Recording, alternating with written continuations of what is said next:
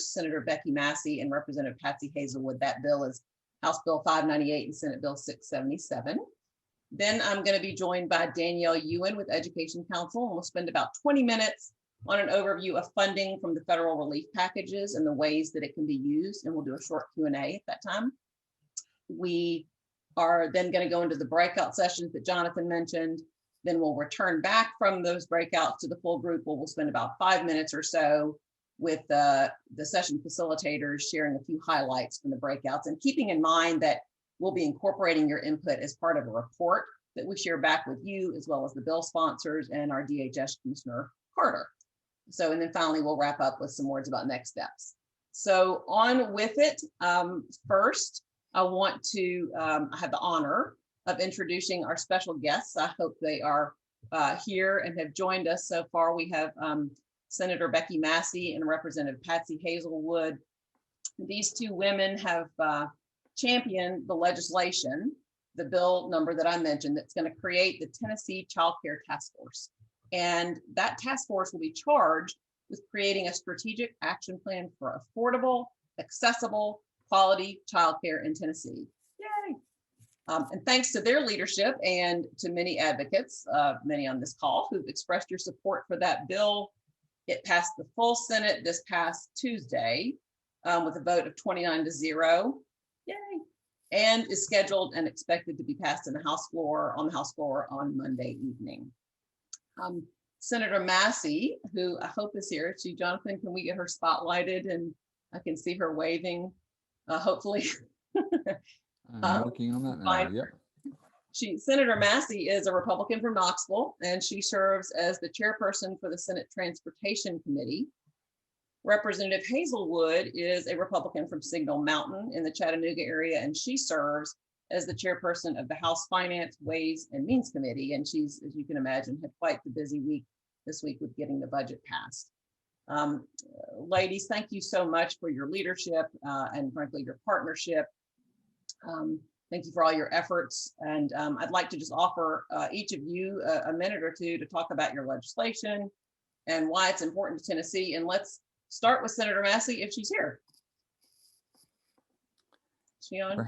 We're having a little bit of a technical difficulty right now. I am not seeing her here. Okay. Well, hopefully she's getting on. What we can do is Representative Hazlewood on yet? Neither one, and I think we're having a little bit of a technical difficulty. So give me just a second as we look through this and sort through this. That's fine. What we can do is move on to our conversation with Danielle Ewan and get into some of the meat and potatoes of the federal relief packages. And then when we get Senator Massey and Representative Hazlewood on, we will we'll pause. So let's do that. I am first let me say, actually, I'm going to kind of go back for a minute, just pre-pandemic. It's hard to even think about pre-pandemic, but I'm going to take a second to do that. Jonathan, are you able to get the slide up of the child care chart number 1? In fall 2019, TQEE published a report on the adverse effects of inadequate child care in Tennessee. Hopefully most of you, if not all of you on this call, have seen that. We surveyed more than 2,300 parents of children under the age of 5 across the state. 98% of those said inadequate child care hurt their work productivity or limited career opportunities. And this little chart just shows you sort of what those parents said. Over on the left side, you can see the impacts. They talk about, a good third of them turned down a new job offer or promotion due to inadequate childcare, had pay or hours reduced, turned down education or training opportunities, had to quit a job, et cetera. And then that resulted, we had an economist from Columbia University sort of calculate the economic impact of this. And Jonathan, you can put on the next slide. It resulted in losses to Tennessee's economy of $1.3 billion annually. And that included $850 million in lost earnings for working parents. So very significant there.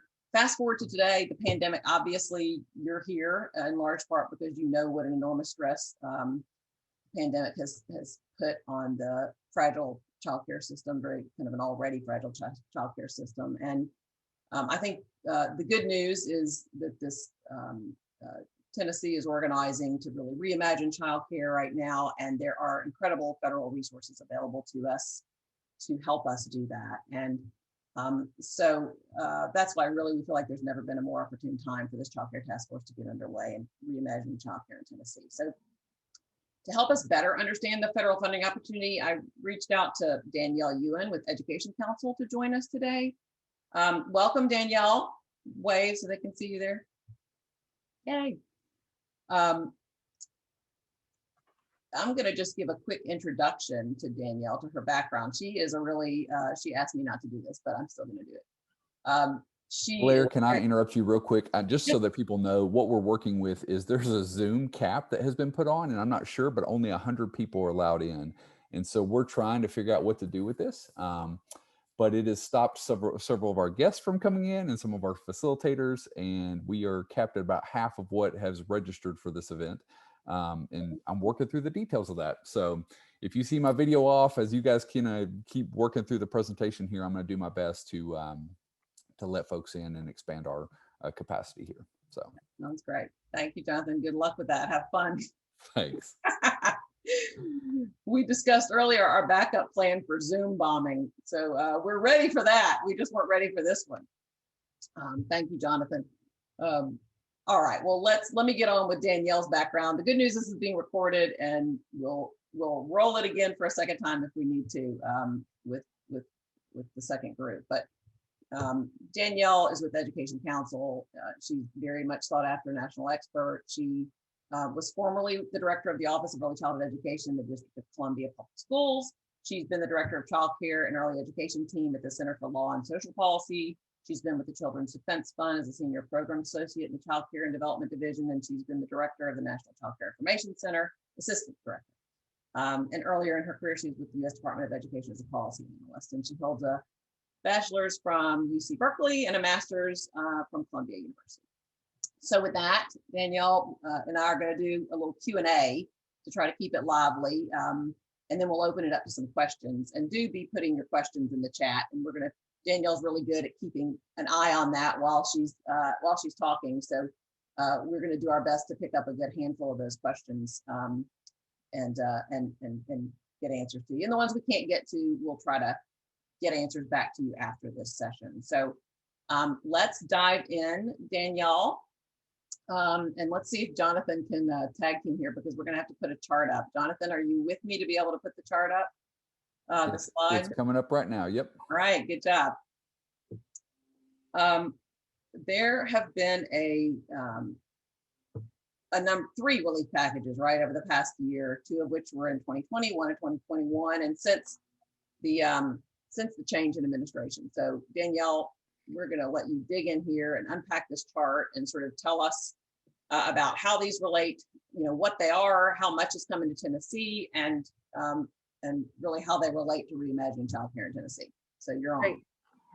Thank you, Blair. Thank you, Jonathan. Jonathan, I am with you in spirit and trying to figure out all those technological difficulties. Even a year and some months in, it is crazy how much we're still all learning about all this. So I just want to say thank you to everybody for having me. I saw some old friends and some new friends in the participant list. So really exciting opportunity to be here and to talk to you all about the federal funding that's available. And I know that your two members of your state legislature will hop on in a little bit, and they'll give you some insight into what's going on. And I think it's actually really helpful to give you the federal perspective first, because that's what the state is going to be working with to get money out the door and to really make transformative changes in the system. So as Blair said, Congress was busy over the last year, and after a lot of discussions and conversations and media blitzes and work from advocates like you all, they actually, over the 12-month period between March of 2020 and March of 2021, signed three very significant pieces of relief packages that address all kinds of issues in the country around the impact of the pandemic. And I'm going to narrow in on the ones that can affect early childhood, but know that each of them has lots of other things in it. And I'm happy to answer some general questions about those if needed. But we're really going to focus today on the different pieces that can fund the early care and education system. And let me be really clear when I talk about the early care and education system that I'm talking about all the pieces. I'm talking about family childcare. I'm talking about childcare centers. I'm talking about Head Start. I'm talking about school-based programs. I'm talking particularly around the subsidy program, around informal caregivers who may be legally unlicensed. So this is really about how we can support the whole system wherever children are. And I saw a question in the chat about, is this funding for private school preschool programs? Absolutely, these funds can go to those providers as well. So across the three packages, you can see on the slide the amounts of money that Tennessee will receive from each package. And just to clarify, the CARES Act was the one passed last March, CRRSA, the one from December, and then the American Rescue Plan was the one signed in March of 2021. And you can see across the top of the chart that each of those has very similar spending timelines. Those timelines are really important to know as we're talking about the funds that are available for Tennessee. Many people have talked about these as one-time only money, or we have to use it fast money. The truth is that these funds can be used over a 2-year period and can be really spread out to meet the needs of communities. So they don't all have to be spent tomorrow. What we would like states to do for each of the funds is to have a plan for how they're going to impact the early childhood system. And so as the funds roll out over that 2-year period, it's really obvious to the community what's going to happen. So let me go through each one. So under the first line, the early childhood education or childcare, that's really about the Child Care and Development Block Grant, which is known in some states as the Child Care and Development Fund, which is the funding source for child care subsidy or child care assistance for low-income families across the country. Wait, go back up, not done. Jonathan, you got ahead of me. That first box shows that over the three packages, Tennessee accumulated almost 5 times their current funding for child care funds. And what's really important about that is that these funds can be used for families who are low income, but also for families who were not traditionally included in the child care subsidy system. And they can be used for providers who are not typically included in the child care subsidy system. These dollars are very flexible. They can go to supply building, they can go to quality, they can invest in compensation for providers, and we're going to talk more about that. But you can see the large amount of money. In the last box under the child care row, I wanted to emphasize that there's actually 2 sources of funding coming to Tennessee. One is for that traditional child care assistance program we talked about, and the other, the $554 million, is new money for a brand new stabilization grant program that is designed to help make sure that child care providers can stay in business and can address the costs of the last year and moving forward. That fund will allow the state to provide grants directly to providers to pay for their mortgage or their rent, to cover personnel costs, to cover other costs associated with the pandemic, including mental health costs. So it's a pretty important line, and we're going to talk more about that in a minute. The second and third lines are less widely known in the early childhood community, and we wanted to make sure to put them on everybody's screen, because as you're thinking at the state and the local levels about how to build an early childhood system, it's really important to make sure that we're leveraging all sources of funding. And when I say leveraging, I don't mean walking into somebody's office and saying, hey, you have money, give it to early childhood. What I'm talking about is at the state and the local level, we want to start really thinking systemically about what children and families need from birth through school entry and beyond, and where each piece of the system, schools, childcare, Head Start, family childcare providers, can be a part of that system, and how we can make sure that there's quality and access for all families at each step of that process. And so understanding how the education funds, which is what those last 2 rows are, how those can be a part of the system is really important. So the middle line, the K-12 or ESSER line, and ESSER stands for the Elementary and Secondary School Emergency Relief Fund. At the federal level, we'd like to create lots and lots of acronyms and then confuse the heck out of people when we use them. But that's all that is. It's money that goes for schools to invest and address the pandemic. Many people have talked about these as funds for learning loss, but they're very, very flexible. And in fact, an allowable use and an encouraged use is for early childhood. And when I say that, it means that schools can use these funds for all sorts of activities for children, again, from birth through the age of school entry and beyond. They can use them for direct services, for creating programs, for paying for providers, for paying compensation, for providing professional development, for doing developmental assessments and screenings, providing transportation and other comprehensive services and supports. So the money here, which is called K-12, is really far more flexible and can be used across the system. And finally, the last row is something that kind of got lost as we moved into the big money that was in the American Rescue Plan. But in the first two packages, governors were given a governor's fund called the Governor's Emergency Education Relief Fund, which they could invest in all kinds of education-related activities. And both the law and guidance that came out from the feds talked about how early childhood providers, childcare centers, Head Start, Family Childcare, could be a part of those activities.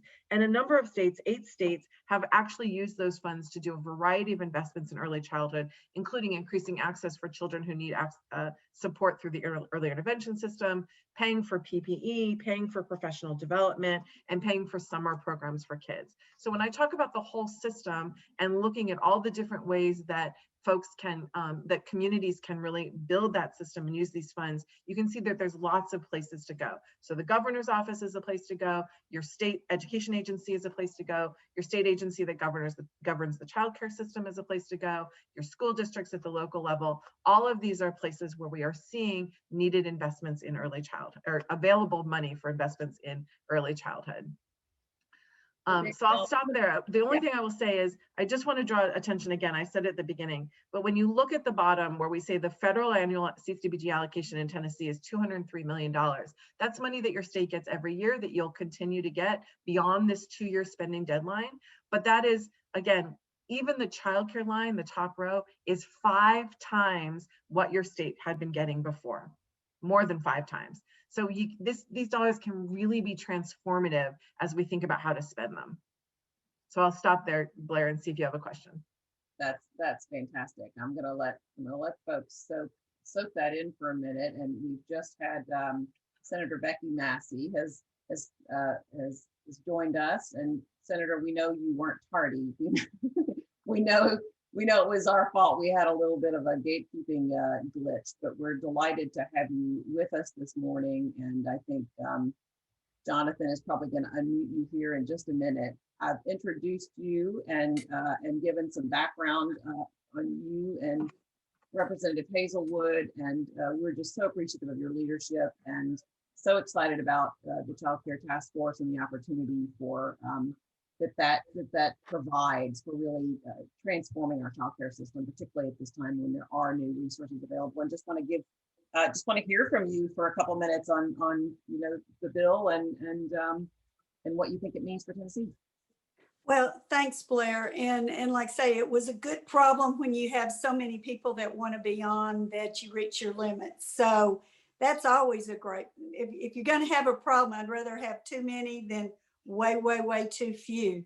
So but it was exciting when Blair and Lee first came to me and asked me about potentially sponsoring this. I didn't even hesitate because I knew, I'd been talking to some of my childcare providers and the Y and different folks here in Knoxville that in realizing some of their challenges.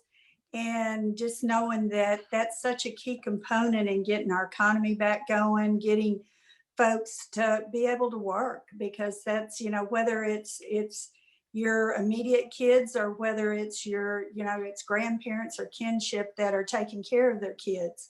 So it's a key component. And I think, when we talked in committee, the department was talking about some of the other studies they had done, kind of looking at the processes, but I felt like that we need to really be looking at it from the ground up instead of the top down, and make sure it is so user friendly that people don't have trouble jumping through all the hoops that somehow state government and state bureaucracies can find a way of doing. We're just naturally good at that. And sometimes we just don't think about, okay, how user friendly is it in being able to access it? I know, in the past year or so, we've been discussing not being able to use all of our child care funds. They've testified before it in health committees. So was real excited we were able to do it. Obviously, funding is always the biggest thing. Support by the legislature is not, but we were able to get it funded, and it's a go, and look forward to working with people to making it the best system ever. Amen. Thank you. Thank you so much. And it passed the Senate floor Tuesday, 29-0, and is slated to be on the House floor Monday and expected to pass resoundingly. So very excited for it. And thank you again for your leadership. We have on the screen with us here Danielle Ewan. She is a national expert in this area, and welcome. She's helping us do a little unpacking of kind of the federal relief packages and how those can play a role in supporting childcare. So we're in the middle of just a little Q&A with her. I wonder if we have Representative Hazlewood on yet. I'm looking in the chat and I haven't seen anything yet about that. So I'll assume that she's not, and someone's going to ping me, and I'm going to keep an eye out when she joins. But Senator Massey, I hope you'll continue to stay on with us if you can. We really appreciate you being with us today. Well, I'll be able to be on part of it, maybe not the whole time. So, but thank you for having me. And I just want to thank all the providers on here for what you do to make a difference in our youth. And it means a lot to all of us, and they are our future. So thank you. Amen. Thank you. All right.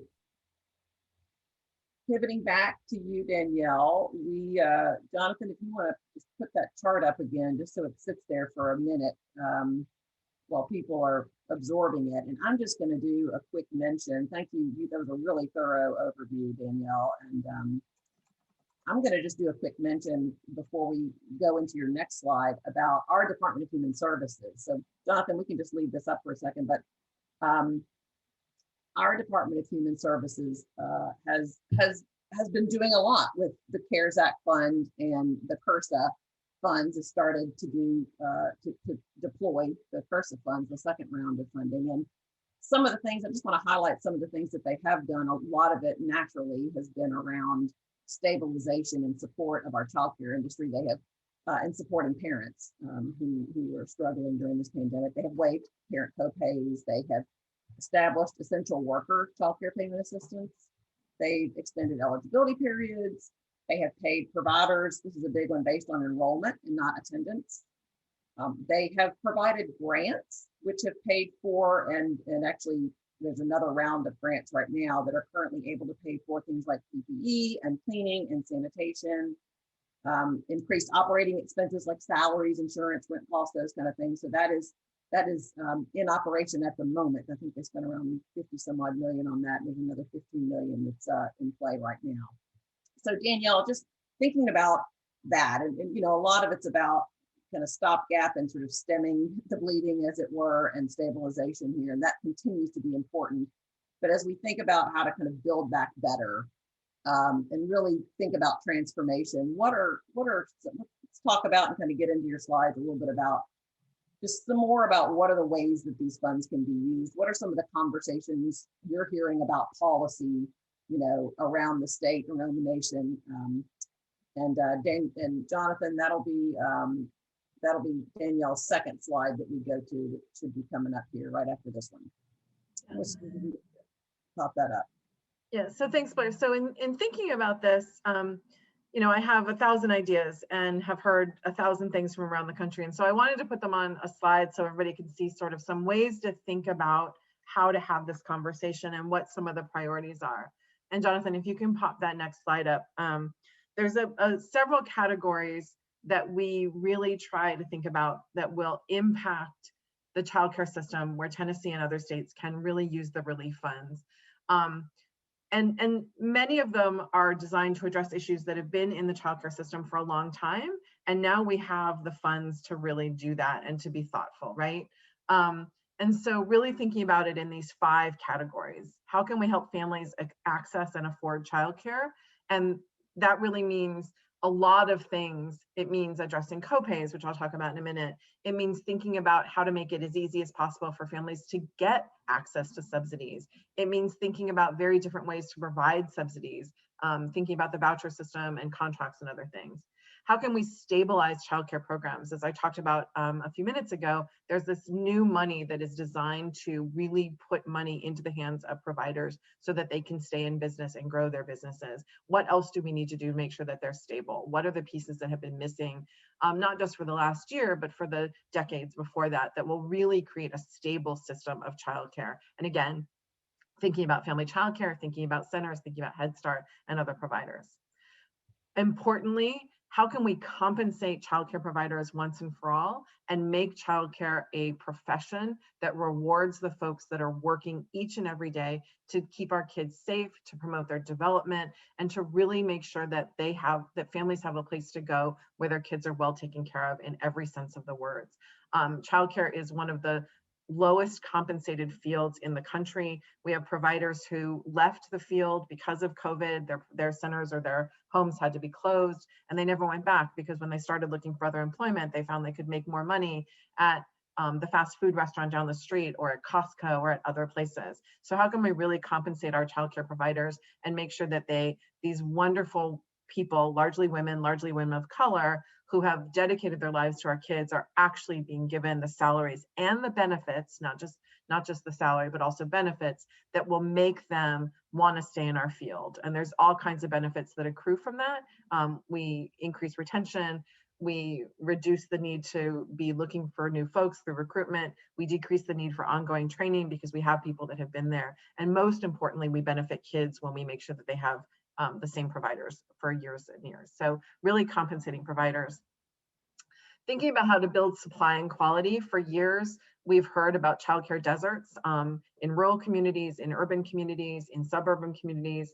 How can we really make sure that we're building that supply and at the same time making sure that providers are meeting our quality standards across the board? How can we build supply in under-resourced communities? How can we build supply of the kind of care that families need? Supply for infants and toddlers, for families with infants and toddlers, for families with children with special needs, for families who are experiencing homelessness or who are unhoused, for families who may speak a language other than English at home. How can we make sure that those folks are that all of those kinds of families have access to care? I see a note in the chat. I don't want to say, when I was talking about compensating providers, that is not linking anything to degrees at this point. It's really talking about making sure that the women that are doing the work are receiving a livable wage for the work that they're doing. And then finally, making sure that we're coordinating and linking with other systems. When I was talking earlier about the money that's going in the education system, our kids don't exist in a vacuum or in silos, and really making sure that we're connecting our children and our families to the education system, to healthcare systems, to home visiting and other pieces, so that kids and families get everything they need to be successful over time. And the funds can be used in a number of ways to do these very specific things. And Jonathan, if you go to the next slide, I have some very specific examples of short, medium, and long-term investments that the state might think about. And that when you go into your breakout groups, these might be the kinds of policies that you want to think about promoting across the country. Across the state, sorry. So you can see on the slide that there's some ways that the money can be used. And I said at the top when I started talking that many states are seeing these as one-time only funds. And we really want states to think more broadly about how to use the funds to really transform what's going on for providers over time. And so some of the short and medium-term opportunities here, some of them are things that can be done in the very short term and can have an end date. And some of them your state has already done, like paying providers based on enrollment rather than attendance. I would argue, and a number of states are starting to think this way, that this should have been the policy all along, that that's how private pay parents have to pay for care. And so making sure that we're actually paying based on enrollment rather than attendance can be a really important permanent change. You can see other things on the slide, paying for PPE. Some of the things around expanding access mean reaching out to other systems, including Head Start and Early Head Start, making sure that preschool programs are full day, full year, and how we need to do that, making sure we have scholarships. I see a note in the chat about somebody calling out the last two things on the chart, providing a wage increase that can go directly to classroom teachers and aides. This has been very important in a number of the states that have done it. North Carolina and New Mexico have done this. Georgia is thinking about how to do this right now, so that we're really putting money in the hands of the women doing the work directly. And then making sure that we're stabilizing providers in a way that fully funds their costs, that we're not saying, well, we're going to give you a grant for 30% of your costs, and then if you can't make do with that, that's on you.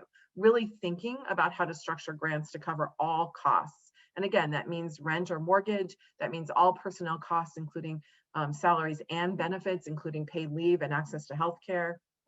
It means making sure that we're taking care of the mental health of our providers and the children and families that we serve. It means making sure that we're covering the costs of minor renovations to address health and safety, as well as covering PPE and other things.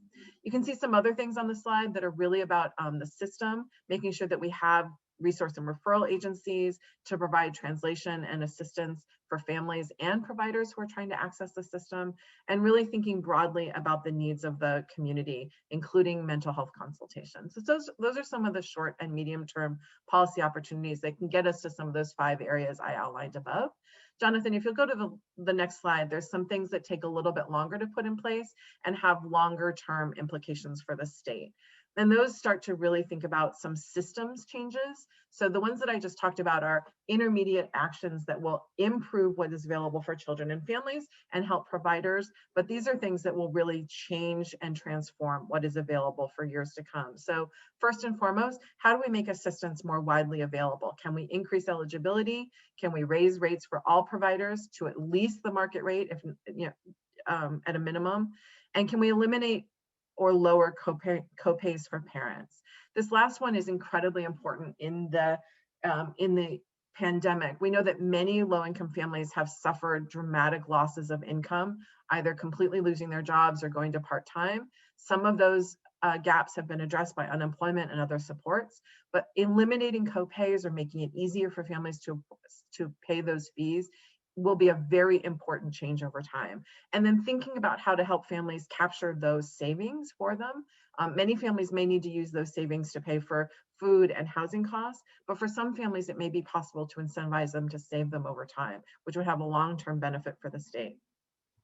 Thinking differently about how assistance is given out by adding to the voucher program contracts that will stabilize, again, how providers can stay in business, making sure that they have money coming in over time that is not reliant on individual families picking them, but creating contracts that give every provider a certain amount of money every month based on the number of families who might come.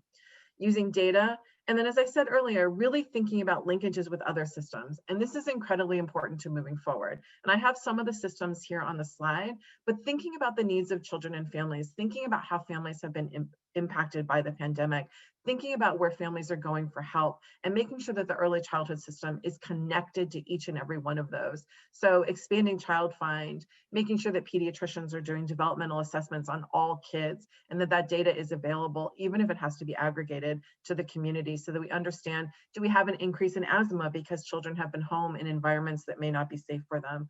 Do we have an increase in children who haven't had books at home, and so we really need to focus on some pre-literacy skills? Do we have a group of kids who haven't been able to be outside safely in a year and a half, and how do we reintroduce them to play, and how do we support their social emotional development? So really thinking about some of those other pieces. And increasing access to home visiting, which is incredibly important, and enrolling providers in the child and adult care food program so that we can increase access to nutrition. These are just some of the ideas and some of the ways that the funds that are available to the state can be used in the short, medium, and long term.